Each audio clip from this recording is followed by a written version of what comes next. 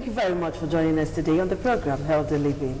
I am Adesuwa Osao again. Sickle cell anemia over the years has been perceived as one of the most threatening disorders to mankind. And then, of course, couples have been separated, marriages broken, you know, everybody have gone their different ways, and the burden rests on the woman to take care of a child who is suffering from sickle cell disorder. And millions of people around the world are living with this disorder. And some sickle cell patients wished they were not born. You know, they have a lot of thoughts within them, particularly when they are having their crisis. If you see them during this period, definitely you will weep. Why bring a child into the world to suffer when you know that you cannot afford to care for that child? But some good news, there is treatment for sickle cell. Some people have said that is a myth. Others said, some are indifferent about it. But today, we're going to tell you everything that you need to know about the treatment for sickle cell disorder or sickle cell disease. We're going to tell you about the treatment and management, and of course how to live with it and live very fine like a normal person without pains and without any crisis.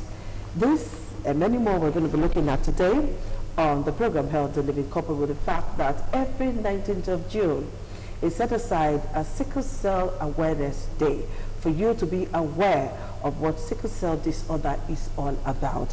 And we have a professional in that field. Please join me as I make welcome Professor Nusa Bazwaye. Is an hematologist and a pioneer stem cell transplantologist in Sub-Saharan Africa, and he is the CMD of Igbinedion University Teaching Hospital, Okada. It's nice to have you join us, Doctor. Thank you very much, Adesuwa. Nice to be here again. Thank you, Doc. And sitting beside him is Dr. Ogulewe Temitokba, is the rep from Tolin, that is it? Bentuluhi. Okay, Bentuluhi International Health Concept. Yeah. And is, we call it Cell for Life UK, yeah? Yeah, sure. Okay. So, and he is also an expert in non-invasive genetic screening and cord bank. Cord blood bank. Cord blood bank, yeah. Nice to have you join us on the program. Yeah, all right, doctors, Sickle Cell Awareness Day, can you just tell us a little bit about sickle cell? It's not news to some persons, but to so many it's news, and some are still making that mistake. So what's sickle cell all about? Then we come to Professor Bazwaye. Yeah, sickle cell, as we've always said, got its name from the shape of the cell. The cell usually, the red blood cell in the blood usually have an oval or spherical shape, and it's usually very flexible. But once you have this genetic disease, that means there's a gene that carries this disorder from parents who are hemoglobin AS and hemoglobin AS. Once they get married, they have these children who are now hemoglobin SS.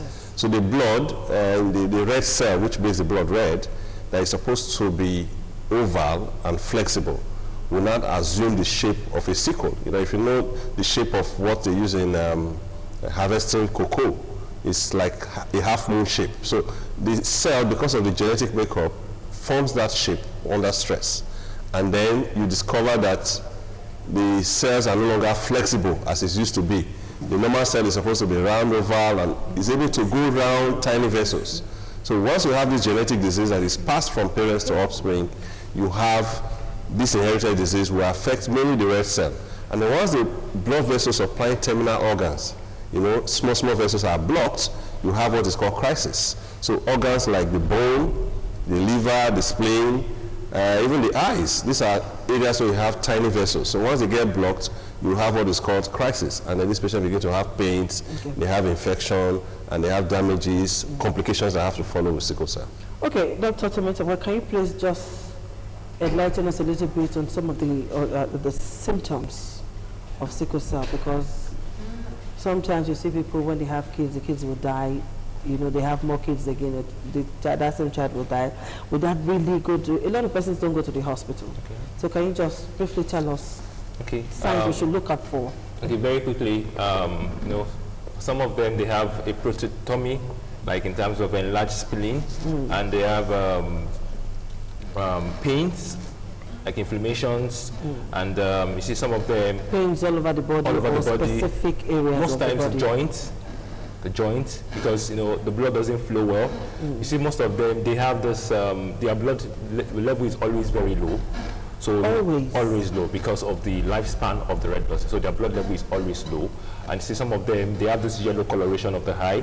So, and some of those symptoms that you could see. So when their blood is low, what do they usually do to them? Because I know when you have shortage of blood in the body, it's a serious thing, health-wise. You know, at times, okay, they help them, if in a critical condition, they transfuse. Okay. Just to help them. And, you know, there's a level at which the blood PCV can be. It can't get to some certain stage, you know, for a normal person.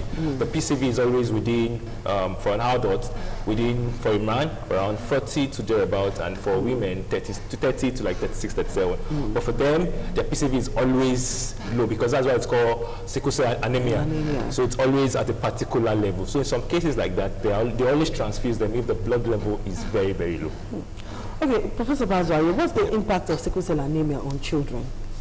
Well, before now, sickle cell had several names. They called some of them Ogbanje, they called some Abiku, just to tell you the fact that they usually do not live long in the past. So you talk about they are not being able to celebrate their 10th or 15th birthday, and then so they usually die, you know, in childhood. But things have improved now. We're having sickle cell patients living up to the age of 70, 80 with modern therapy, although with complications. Okay. So the impact on children is such that for childhood, especially in developing countries where finance is a big problem, when they have simple malaria, they don't go to hospital on time, and as the doctor mentioned, they have what is called different crises, including a situation where we call it sequestration crisis, where blood suddenly enters into the spleen, and it is trapped within the spleen. That kills the patient almost immediately. So once they have malaria, they have a shortage of blood, they have bone pain. So in childhood, the impact is enormous. You know, unlike when you have the adults, they're able to take care of themselves. So death within childhood is very high for patients who have sickle cell disease. But with modern therapy, as I mentioned, for those who attend clinics regularly, because if they have, yes, they attend clinics regularly. When they don't, at clinic, even if they are well, we begin to see signs of impending problems. You know, they have a particular blood level which they operate. Every sickle cell patient has what is called their stable PCV, meaning we can be about 40, 45 as men. A sickle cell patient can have his own normal PCV as 20. So at that PCV of 20, that's where it operates. So we have all these problems with respect to, if you attend clinic, we're able to know when you are going to have problem, and then you can intervene. And that has led to the increase in the lifespan of sickle cell disease patients who hitherto will say they don't live up to 15, 18. But now we have sickle cell patients living an average life of even close to 40, 45. And that with those who attend clinics and then take regular treatments, and then can also afford to take care of themselves in terms of health-wise. Okay, I've often heard people say that give him or give her B complex. That one is good for them. Is B complex okay for them? Because I don't know why they take that. No, I think you're talking about folic acid. Yes. Now, because they destroy their blood regularly. My friend was talking about the lifespan. You know, normal lifespan of a normal blood takes about 120 days. Before, you know, when the bone marrow manufactures it, it takes about 120 days to go around the body and then dies. Another one is produced. But for sickle cell, it's about 30 to 40 days. So within 30 to 40 days, their blood is destroyed. And once their blood is destroyed, they release iron. The iron is stored in the body. That's why we advise sickle cell patients not to take iron routinely, because their body have enough iron. So if you take, you also have problem with excess iron. So they're supposed to take only iron when we say they require iron. But routinely, sickle cell disease patients should not take iron. The folic acid is important because the body manufactures blood regularly. And folic acid is one of the regular ingredients that the body requires. Yes. So they must take folic acid regularly. And that would provide the ingredients the bone marrow needs to provide new blood regularly to replace the one that is being destroyed within 30, 40 days. Okay, is it every patient that suffers crisis?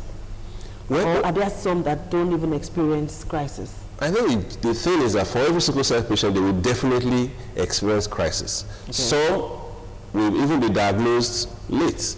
So we have made diagnosis of a patient with sickle cell disease patient at 15 years. So before then, he will just be having what looks like malaria. You know, when you also have malaria, you have some small bone pains. So they will just mild. So some people are lucky. Some sickle cell disease patients are lucky. They may not have frequent crises. So there are many reasons why one sickle cell patient will have frequent crises than the others. And then, but the main thing is that invariably, sickle cell disease patients will usually have some form of crisis, either bone or some other problem. And some of them, maybe the first time they come to us is when they go for another program, another clinic. Maybe a woman goes for antenatal, and then they discover that she's having a problem, and then they do her test. Or a medical or a student who wants to go to a university, that's where they do the genotype and discover that it's SS, but has not been having any symptom. But invariably, at the long run, most patients will always have one form of crisis or the other.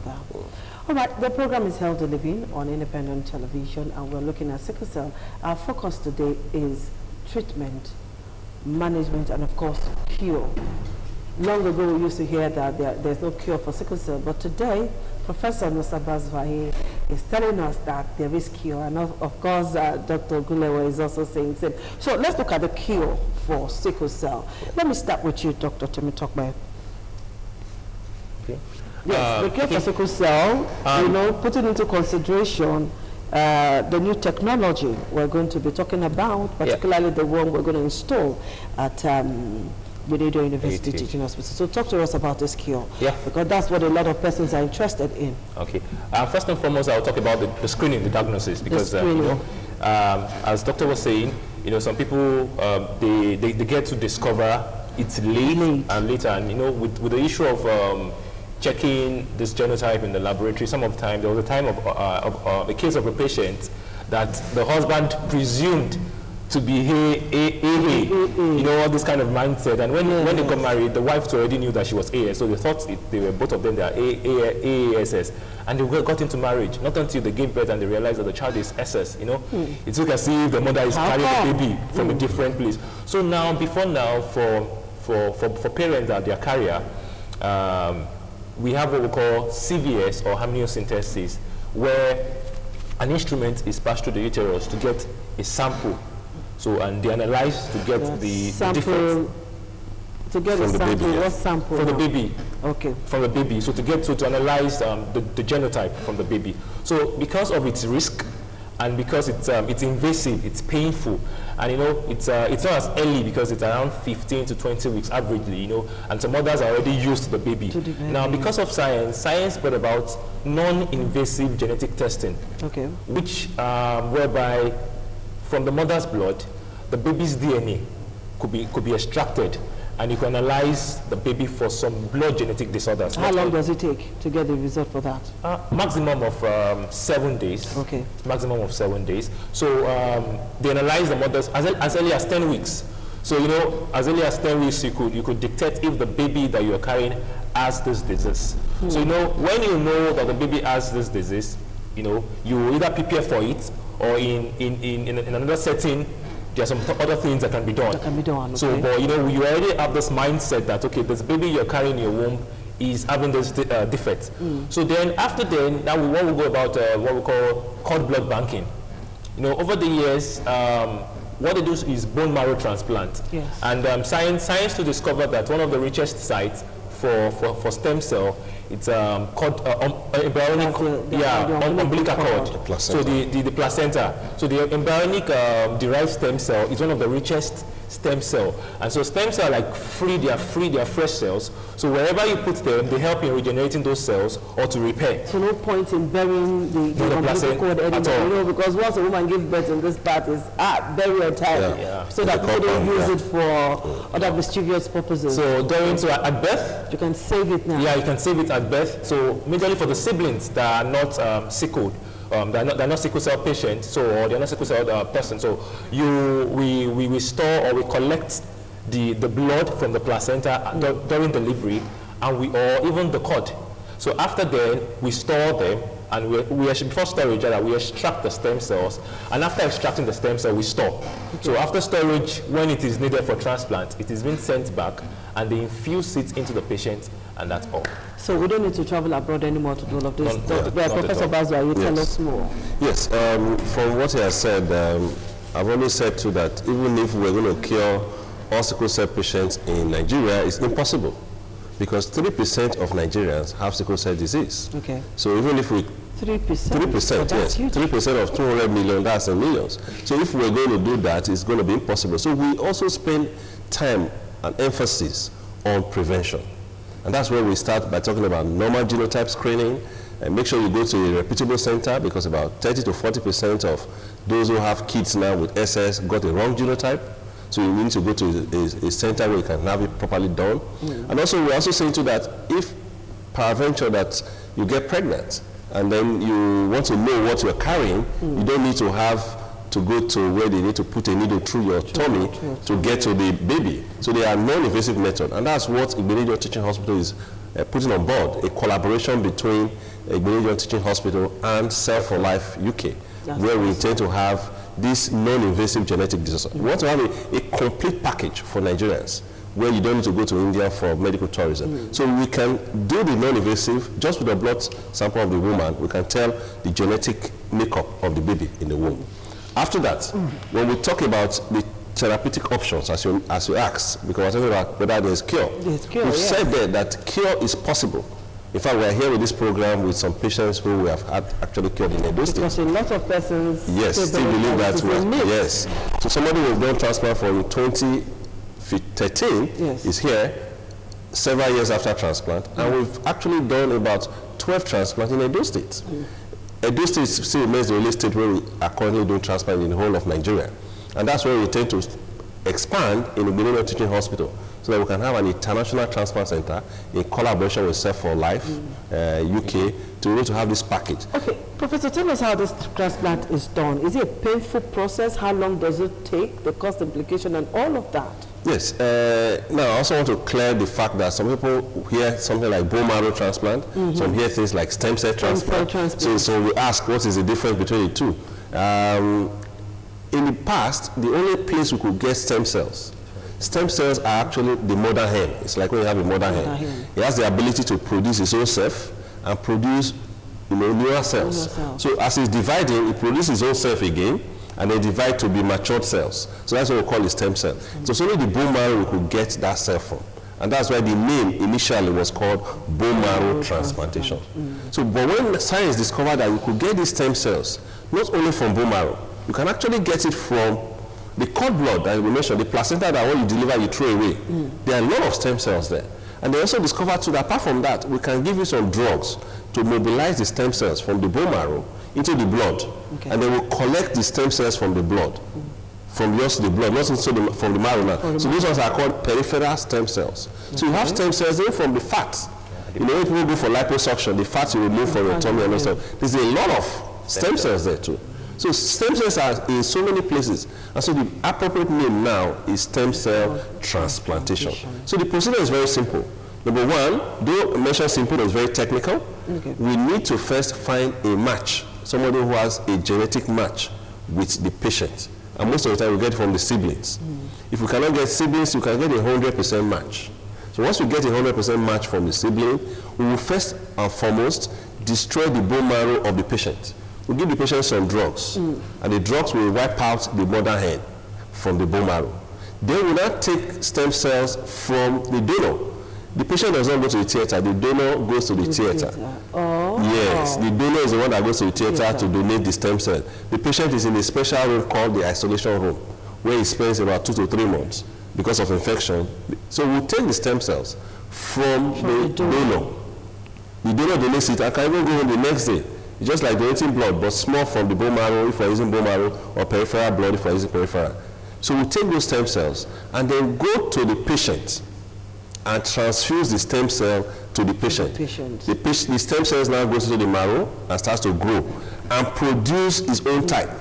That means if the patient is AA, if the donor is AA, the donor has got to be definitely. We cannot now use AS. In the past, yes, we used to use only AA. Science has developed. In the past, we cannot also use somebody that is not 100% match. But now we are also using people that are half match. That means we can use the mother. Yes. We have been able to use the mother or the father to cure the child. So we have actually 2 patients here. One was the sibling who donated about 8 years ago, and one about 2 years ago, who the actually donor was actually the mother. So we have patients who have cured with using the mother or father, and also patients who have cured using the siblings. All right, we're going to take a very short break, and when we come back, we'll be meeting the stem cell transplantation survivors. Yes. So we'll take a very short break now, and then we'll bring them on. Please stay with us.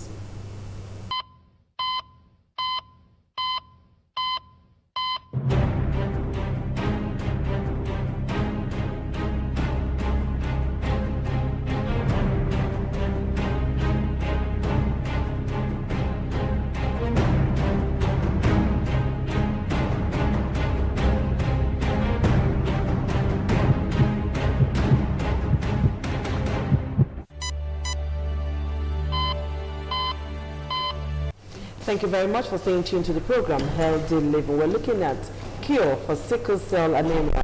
Is it a myth or a fact? And we have Professor Nosa Bazwaye in the studio, a stem cell transplantologist, and of course a hematologist, an expert in this field. All right, doctor, we're back now. And we're also here with the survivors of this transplantation. It's nice to have you. Thank you. You're looking so handsome. Thank you. So, when was the transplant? Tell us your name, please. Okay, my name is Ebenezer Matthew. Ebenezer Matthew. Tell us about your experience. Okay. Before and after. And after, okay. First of all, how old are you now? I'm 21 now. 21. How old were you when you I did it when I was 15. When you were 15? Yes. Okay, so talk to us before and after the transplantation. Okay, before the transplant, let me just talk about my life as a sickle cell patient. It was not easy because I have to go through crisis almost all the time, and I was a chronic patient then. Chronic? Yes, like I always fall sick, like maybe 2 months interval. 2 months interval, I fall sick. So then I was in a boarding school, so it wasn't easy. So when we heard about the transplant, it was like a breakthrough. So before the surgery, you'll be given an orientation on how it's going to go, how it's going to take, everything about it. So there was a question I asked. I think I asked the person that was giving me the interview. I said, after the surgery, will I lose my memory? And the doctor laughed. He said, no, it's just something that has to do with your blood. Professor Musa laughed. Exactly. Yeah. So during the surgery, he'll be kept in an isolation room for a space of some months. Then my sister was the one who donated for me. Okay. As at that time, she was a perfect donor. So she donated for me. And I think, if I'm not remembering, it was on July or so. That's when the surgery was carried out. How many years now? That's 2013. 2013, that was when it was wow. done. Yeah. Okay, so life after? Life after is awesome. Like, I have to witness being a sickle cell patient and not being a sickle cell patient. The difference is drastic. It's too much. Like, I don't remember when last I felt sick. I don't have to go through joint pains, yellowish eyes, and all those stuff. And your genotype is what now? AA, perfect. Your genotype is AA? Yes. I'm seeing a survivor for the first time, and I'm very happy to see you. Thank you. At least let's demystify this whole story. Yes. It's nice to have you on the program. So life is beautiful now. Also. Do you do sports? Do you partake in any activity? I do anything I want to do. Anything I want to do. I'm just like a normal person. Wonderful. Yes. And Professor, you have a little girl beside you? Yeah, Liz, little Prince. She's the last of our transplant patients. How old is she? She is, how old are you? 7. She's 7 years. 7? Yes, she was transplanted when she was about a year ago, last year precisely, Last year. and then she's completed her treatment. She's also unique in the sense that unlike Ebenezer, whose sister donated, our little praise here is actually the mother who donated. So it's to also show to that science have improved. We can actually use the mother or the father. So Ebenezer is AA because the sibling who donated was AA, but she is AS because the mother who donated was hemoglobin AS. So it's just to say that on both sides, it is possible to actually do transplant with both a donor who is AA and a donor who is AS. Wow, this is awesome. I'm so very happy to see you guys. So, Paris, how is life after? Are you better? Do you do all the games that children play? You play lots? You're happy the way you are now? And her genotype is also AA now? Yes, yes, Wonderful. because the mother is AS. Her genotype is AS. Yes, because the mother is AS, yes. That's awesome. All right, doctor, tell us more. Now that we're seeing them and they're looking good, what if they fall sick tomorrow? What happens? Now, just like you and I, who are hemoglobin AA or AS, they are now, you know, over with issue about crisis of sickle cell. No crisis. Yes. So like yes. So the transplant is not to make somebody live forever anyway. Okay. So, but they are now like I and you, yes, and the quality life. They no longer have crisis. That's the most important. They still have malaria because if they are bitten by mosquito parasites, they get malaria. So if they have diarrhea, if they eat something, so they are like any other person.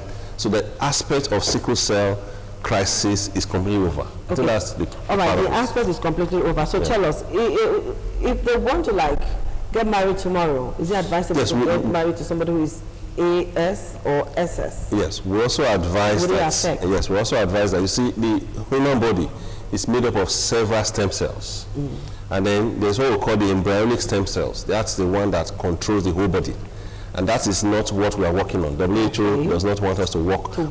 Yeah, when you talk about cloning, that's what we're talking about, using embryonic stem cells. Okay. So this is a dedicated stem cell. Okay. So the only area we're actually changing their genotype is the area of the blood cells. Okay. So the other area in terms of reproduction and every other thing still remains the way it is. So we also advise them to get married to somebody who is hemoglobin AA. Okay. You know, but the crisis part of it, the stem cells that produces blood and blood cells have completely changed to genotype AA or AS. So it's actually, we advise them that when they get married, they must also get married to a hemoglobin AA person so that they can have kids that will have hemoglobin AA or AS. All right, viewers at home, you're watching and you're seeing what is happening on set. We're going to take a very short break, and when we come back, we expect you to start calling in to ask Professor Bazwaye and Dr. Ogunlewe some questions, okay? It's your turn to ask all the questions you need to ask. Somebody was at Glass House yesterday looking for a number. This is your chance. You get a number today so that you can reach Professor Bazwaye, okay? So we'll take a very short break, and when we come back, it'll be question and answer time. Stay tuned.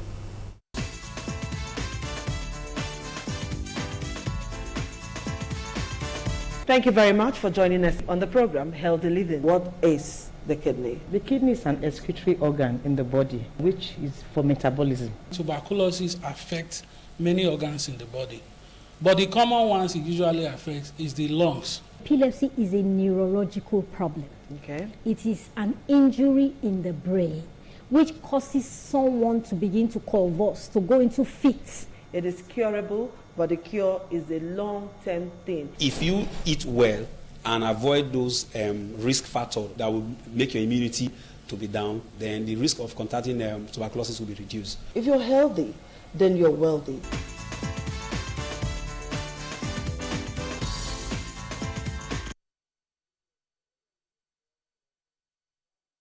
Very much for staying tuned to the program, Healthy Living. I have Professor Bazwaye here, and I also have Dr.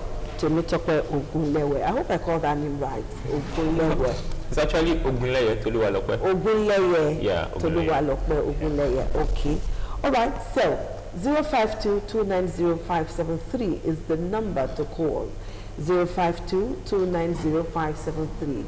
Before, we used to think that there is no cure for sickle cell, that when you have sickle cell anemia, it is a death sentence. But now there is cure, and we've also showcased some patients who survived it. But the huge question now is this: how accessible is this treatment? How affordable is this treatment? And then the screening also to check, you know, if a baby that is in the womb is sickle cell anemia positive or not. You know, you still have to tell us how accessible it's going to be now, because it's coming live to Benin now. Okay. How accessible it will be, what the cost implication will be, so that people will get ready for this. But all we are preaching is, don't even do it, okay? Don't, if you're AS and your partner is AS, there is no point. Love is usually not enough. According to Professor Bazwaye, that love will grow wings and fly, either from the window or from the door, but that love would just not be enough when the crisis starts coming. So prevention is key here. But if you're already living with it, let's hear from our doctors what you should do. About the screening first. Okay, well. On Thursday, you did say that there is a way the genotype of the child inside the womb can be turned. Please talk to us about that again. I will talk about that. So in regards to screening, the screening is, because for now the facility is not in Nigeria, so the currency is still in pounds. So depending on the rate, so it's affordable, not that cheap. So it's around 700. Because I'm just having the indigent at heart. Yeah. Because I know that from statistics, if we have 10 sickle cell patients, maybe 1 or 2 will just be from a rich man's home, while the others are usually from the poor homes. From poor homes. So as I've said, so we're trying to work on the partnership so that to make it very, very, very cheap. Okay. So at least we to our organization, at least so we can take off the other expenses and know that we are giving back. So we are looking at how we can get this thing. So if we could get more numbers, of sample analyzed, in terms of transportation, logistics, and the rest, it will be cheaper. So we're looking at, so for naturally it's around 700 to 770 pounds. But with the partnership, it will be a bit cheaper. Okay. Yeah. All right, doctor, tell us about changing the genotype of and you ask about the cost and the affordability. Science have grown to an extent where so many things can be done. Doctor, I'm going to pause you. Let's take this call now. Hello, caller. Good afternoon. Hello. Hello. Good afternoon. Okay, do me a favor. Reduce the audio level on your television set before we can talk. Can you do that? When you're calling, please move away from where your TV is or reduce the audio level. Hello, caller. Hello. Hello, good afternoon. Okay, tell us your name and quickly ask your question. Hello? All right, we lost that call. Doctor, please go ahead. Yes, we assess science has improved to the extent where we can do so many things. We could, okay. Okay, hello, caller, good afternoon. Hello? Hello? Yeah, good afternoon. Tell us your name. My name is Joy. Okay, Joy, what's the question? All right, when you're calling, reduce the audio level on your television set or move away from where your TV is so that we can hear you and then you will hear us. Hello? Hello? All right, Doctor, while we're waiting for calls. So it's possible to do so many things. In fact, we're establishing a genetic center for genetic disease and stem cell research at the Benito University Teaching Hospital. Center for genetic disease. Center for genetic diseases and stem cell research. A lot can be done with stem cells. And then, as I mentioned, the newest method tonight is to do what is called intrauterine stem cell transplantation. Intrauterine, that means while the baby is still in the womb, we can do transplant in utero. That means once the genetic result is out to show that you have a problem, we find cells that can cure that, and then we can introduce those cells into the womb of the baby, right into where the placenta is inside the womb, and then that will take over the child and correct whatever problem is. So these are, as I said, high technology, and they require a lot of sophisticated machines. After that process, is there a way you run a test to confirm? Yes, the same genetic test. So if we do genetic tests and say the woman is carrying hemoglobin SS, and we take stem cells that carries AA and we introduce into the womb. As the child grows in the womb, we can do another genetic test that shows that the genetic makeup has changed from SS to AA. Fantastic. So that's within the uterus. Is it too late for me to read medicine? No, it's not too late. You can actually read medicine. There's only age limit at the lower level. There's no age limit at the upper level. Okay, hello, caller, good afternoon. Hello? Hello? Hello? All right, the number is 052-290-573 is right there on your screen. Hello, please reduce the audio level. Come on, the volume where your television set. Okay, hello? Hello? Okay, yes, good afternoon. Good afternoon. Tell us your name and ask your question, please. Hello? Okay, please ask your question. Is it what of this plant? Is this plant stem cell? Plant stem cell. Stem cell. Is it as good as the stem cell too? Plant cell. Plant stem cell. The one that is being produced by Super Life. Okay, that is not what we're talking about here. That's not what we're talking about here. Thank you for. I wanted to do with that. Okay, we'll take another call. 0522905573. Please, when you call and ask questions relating to what we're discussing today. All right? If we're going to discuss something else, we'll let you know. 0522905573 is the number. Hello. Hello, tell us your name. All right, this is the second time we're getting this voice, and we're having issues connecting. Hello, caller. Good afternoon. Good afternoon. What's your name, please? I'm Edith. Edith? That's for a job here. Okay. From Benin. Okay, Edith, I want to find out how much does it cost to do this? How much does it cost? Okay. The cost implication now. Yes. The cost implication, I want to say first that the method we're talking about is a high-tech. In Europe and America, it will cost you about $200,000. So if you calculate that, that comes to about 70 or 80 million naira. So it's not cheap. Which is beyond the reach of most Nigerians. But still, it's something that we would have even made much, much cheaper than what we're doing. Because in 2011, when we started the first transplant, the cost for the transplant was about 5 million. Why? Because you have to, the dollar at that time was 192. So dollar now is was 360, now it's about 400 or something. And all the drugs we use for transplant, they're all imported. Now, another part that wastes a lot of money is that the patient stays in the hospital for 2 to 3 months. And the patient will spend an average of about 3 million naira for diesel, for power, because you have to be light 247. So if the government, for example, is able to provide good light and then that part is pushed out, and then the drugs also, you spend close to 4 million naira for drugs, because all the drugs are imported in dollars. Yes. So if also we have what we call this exemption from import duties and things like that, and like in India, for example, the drugs are also manufactured in India. So if you put those two together, you see that we're already hitting about 7 million. So at the end of the day, the cost for the transplant currently as of last year, because of this coronavirus, we have not done any transplant this year.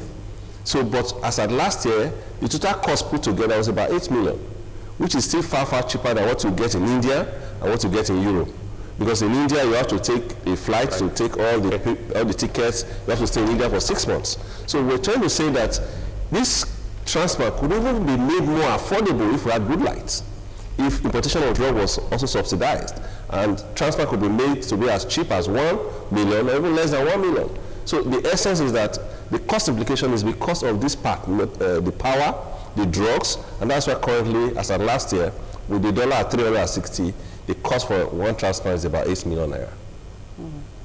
All right, Edith, I hope you got that right. Hello, caller, good afternoon. Good afternoon. Tell us your name and ask your question. Okay, my name is Joshua. All right, Joshua, go ahead with your question. All right, I wanted to ask if someone undergo this transplant, is there a chance, as in the person, is there any chance of his chances of surviving? Is he higher than that of maybe losing the person, or I just wanted to know? Okay, doctor, you got that? Okay, yes, I think you're talking about survivor. Now, for every, just like even normal delivery, you have some mortalities. In everywhere in the world, worldwide, you have about 5% mortality. I mean, if you do several transplants, you could have 1 or 2 patients having mortality, because some have more severe disease than the other. But we're looking at a situation where things has improved. If you have a procedure that will give you 80 to 90% overall survival and success rate, then it means that the procedure is not that too bad. Because when you weigh the complications that follows, you know, we've had several transplants done, and those who have survived and who are successful, you discover that at the end of the day, they live a normal life. So even when you go for development of pains and crisis. So even if if you have appendicitis and you want to go for appendectomy, as simple as it is, not everybody that goes in for the procedure will come out. So there's some level of mortality, even worldwide. About 5% of patients, you have mortality. You also have what is called rejection. You can do whatever you want to do, the body can reject it. And I mentioned that there's what is called HLA typing that shows that somebody is 100% matched with the other. That part of tests, one sample is 150,000 naira to do one test. You can, so if you have a family that has 5 children, and then the patients, maybe about 6 of them or 5 of them, if you multiply that by 150, that's almost $1 million to do the test. To do the test, to find a match. Yes, to find a match. But good enough, we have an NGO in Nigeria in collaboration with a philanthropist in Germany. DKMS in Germany, in collaboration with Schema from Port Harcourt, has paid for 3,000 free HLA for Nigerians yearly. Meaning that if you're yearly, yes. So meaning that if you're a sickle cell disease patient, where can the people access? Yes. So if you're a sickle cell disease patient anywhere in the country, we have people who are collecting samples from all the teaching hospitals in the country. We have those who are collecting in Benin. But the primary center where all these collections are primarily done is at the Benin Teaching Hospital. Okay. So we have a data unit on that. For 300 people. So that data unit, if you have a child who has sickle cell disease and your family members want to do the HLA typing, you can access the centers at the Benin Teaching Hospital in Benin or at Okada, and the samples will be taken free of charge. And then the result comes out, that has removed the cost for many Nigerians. Because the first problem is finding a match.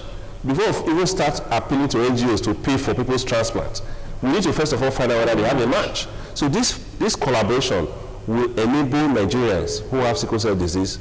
The center is going to be collected in the Benin Teaching Hospital to find a match for their patient or their children. Before we now begin to say, oh please, philanthropists, we have 100 patients who have match donor, but they don't have money.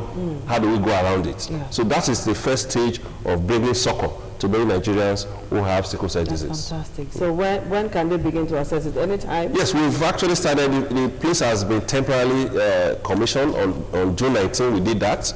But the full commissioning will be done this July. And then once we do that, because we're also ensuring that Nigerians are aware that we can now collate diseases that has to do with genetic diseases and free HLA typing at Igbinedion University Teaching Hospital. That's awesome. All right, let's take this call. Hello, caller. Good afternoon. Hello?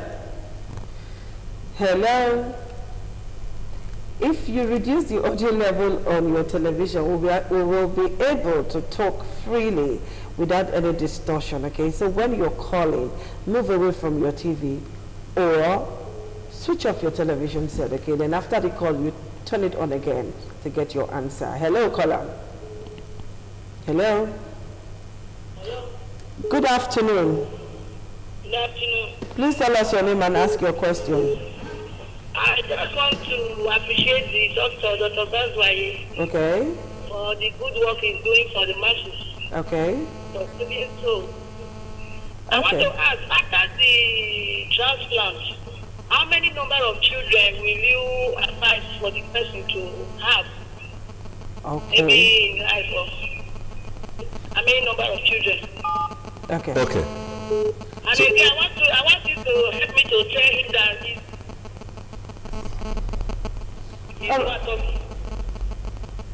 we didn't get that part. He's member from Church of God Mission. Okay, madam. Thank you very much. This advert now. Is all right, madam. You do well. All right, doctor. Yes, thank you very much, madam.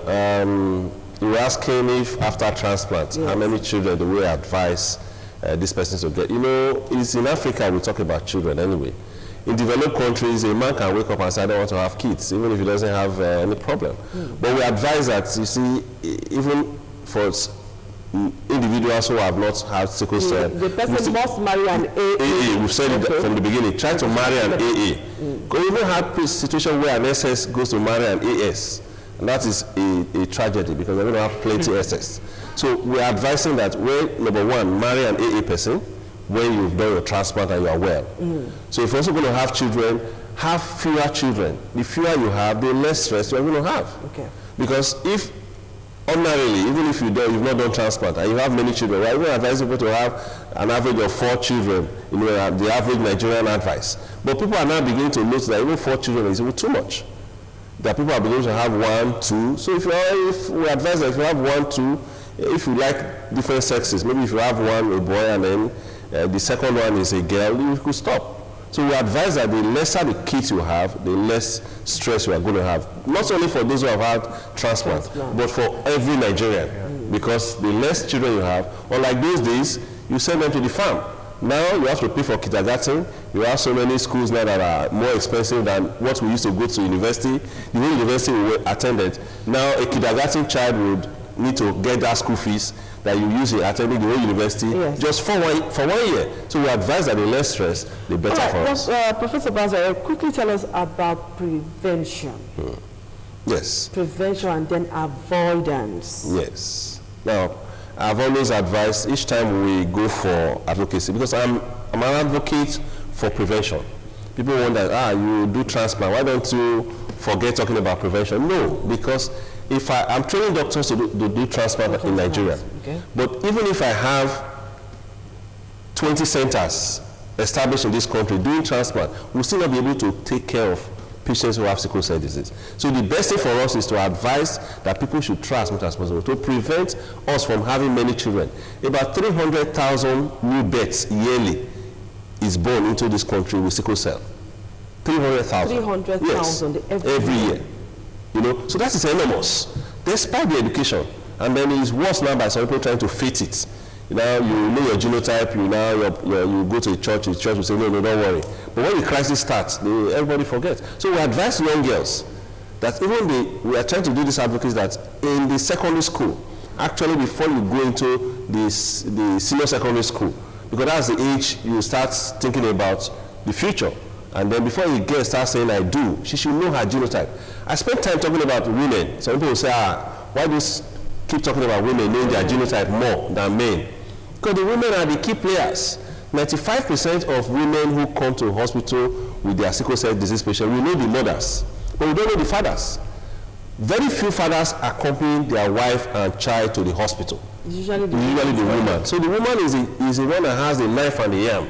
So if you know your genotype and it's correct, you should be able to try to avoid marrying somebody who has a hemoglobin of AS. It solves your problem. It's not enough. It's not enough. And love is not enough. So before the man starts courtship, to start saying hello, hello, when you notice somebody is getting close to you and your genotype is AS, she just asks the young man, please, what is your genotype? As he introduces himself, let's know your genotype. And then from the beginning, just tell him, say, I'm AS, you are AS. I don't want us to have problems. So let us just be ordinary friends. So it goes a long way. And I also say too that people should learn to repeat their genotype. You do your genotype in one side labs like that tells you, they look at your face, if you are too ugly, they give you SS, if you are handsome, they give you, it's unfortunate. But it's so sad that somebody could actually have a genotype AA and parades herself or himself around, but unfortunately, he's actually AS. I mean, they go into the marriage. We've settled a lot of broken homes, you know, where a man suddenly discovered that the child that the wife is carrying is SS, and both of them are AS. And so both of them are, one of them is A, in quotes, and then that causes a lot of chaos. So please let us know that, do your genotype properly from a reputable center, and know that your genotype is what it is. And I also said too that if you are now carrying a child, don't also say that you already know that you could have SS. Go and do a test and find out what you are carrying, and then know what to do about it. All right, a lot of persons have been trying to reach us without success, but you can actually use this number. Please listen as I call out the number, 080-798, then 55555. The 5 is in 5 figure 5s, okay? So by the time you type 080-798, then you complete the rest with 55555. All right, and then you'll be able to reach us on this topic. All right, Doctor, before we go, time is not our friend. One last word from you, Dr. Temi Tokbe. Yeah, as Professor have said, for mothers too, that you know that you're a carrier, as Doctor said, don't just assume that you're carrying. So just go for this prenatal, non-invasive prenatal diagnosis. You know, it's not painful. It's just a normal blood collection, and just analyze it so that you know what and what.